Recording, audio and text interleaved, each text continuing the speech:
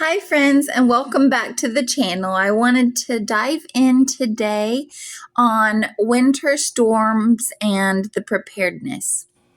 So here in the Midwest, we are going to be expected to have a few days of bad weather.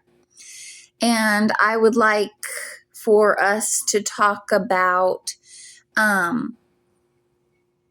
before the storm, during the storm, and after the storm. So there are 4 home preparation key points. One is insulation. So if you can be prepared, go around your house, check the window sills, check the doors. If there's any cold air coming in, it's easy to just roll up some towels and tuck in there. And that'll give you extra insulation. For the heating, you need to have a backup heating source, but you never use your oven for heat because that can be a fire hazard. It can be dangerous. So if you have a fireplace, make sure you have enough wood, dry wood in place, at least to last 3 to 5 days. The next tip is tip 3. It would be your pipes. Insulating and dripping those pipes is key. One way you can insulate your pipes is take a pool noodle, heating tape, or even just extra added blankets and towels and wrap around there. That will keep your pipes from bursting or help keep them from bursting. And then dripping your faucets, opening your cabinet doors and dripping your hot water on your faucets. Key number 4 point for before the storm is making sure you have your supplies.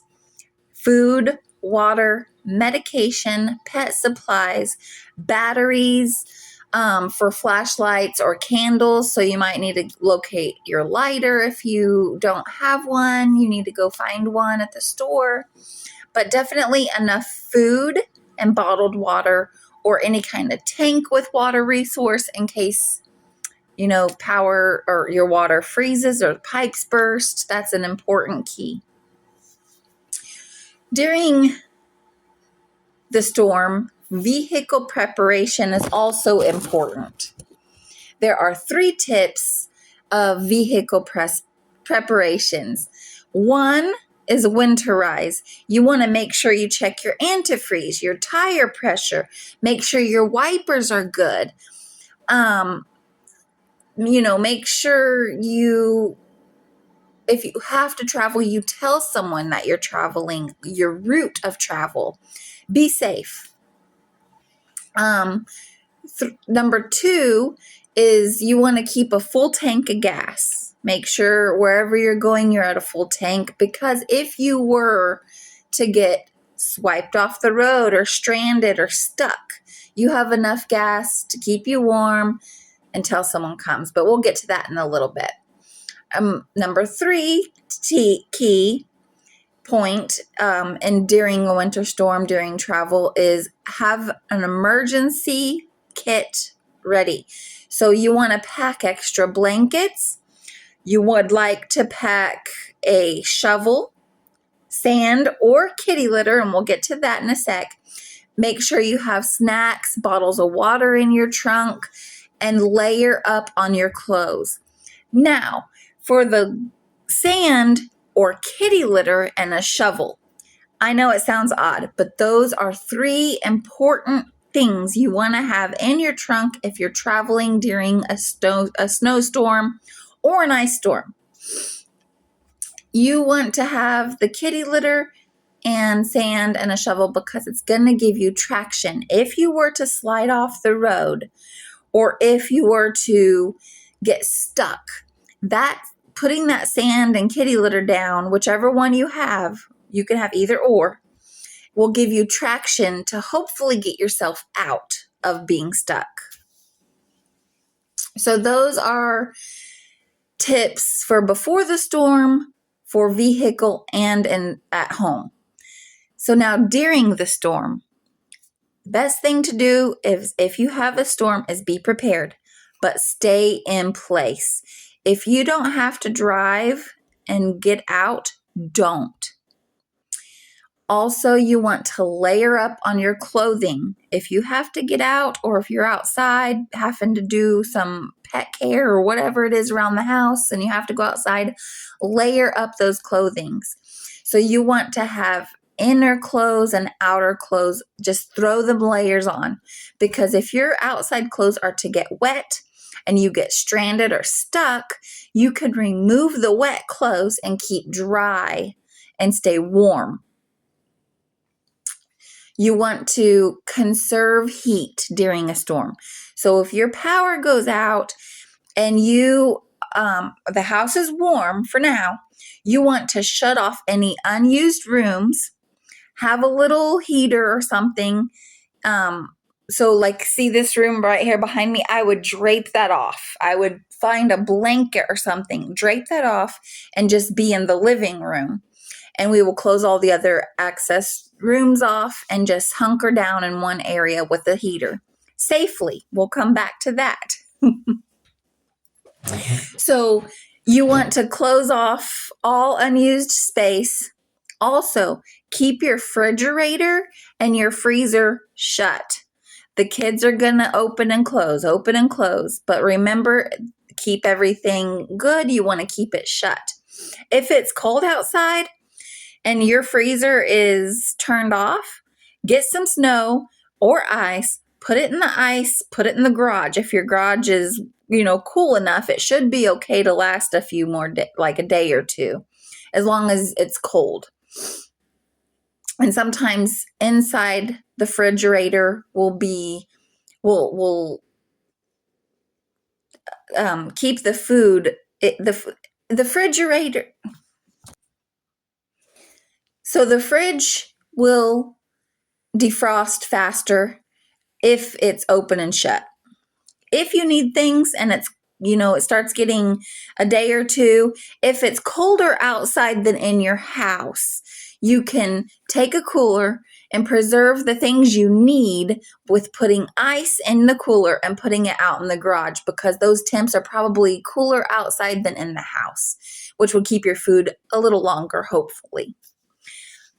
Safety, you want to make sure you use grills or the generators outside only, and check on your neighbors. There may be elderly neighbors that, need some assistance, and it's always important to check on your neighbors and your family. If you travel, tell someone, share your location, share your route, whatever. So that way, if anything happens, people know your area, where you could possibly be. Drive slow. Drive with caution. Make sure you're paying attention. Make sure you are visible. Make sure you watch out for debris, whether it's downed trees or power outages that may be possible during an ice storm or a snowstorm. If you're stranded, stay with your vehicle. Make sure you have that emergency kit. Make yourself visible. Use your hazards. Put something out the window like a flag or something that you can be visible. If you have pets and children and they will want to go out and play, make sure you bundle them up and that they don't stay outside longer than 15 minutes. Reason being, children are so caught up in playing, they won't realize when they're getting cold. They get dehydrated faster. They get colder faster. Their body temperatures will drop. So make sure that they also are drinking plenty of water even when they're outside, because the colder temperatures will absorb their water and they will be dehydrated. For pets, if they have to be outside, make sure you have a warm, insulated place for them to go. Maybe put some straw in their area. Make sure they're off the ground. So give them some warmth and comfort, and check on their water frequently. Make sure it's not frozen, because also animals have a higher tendency of getting dehydrated quick. And they also check for any kind of signs of frostbite. Check their paws, their nose.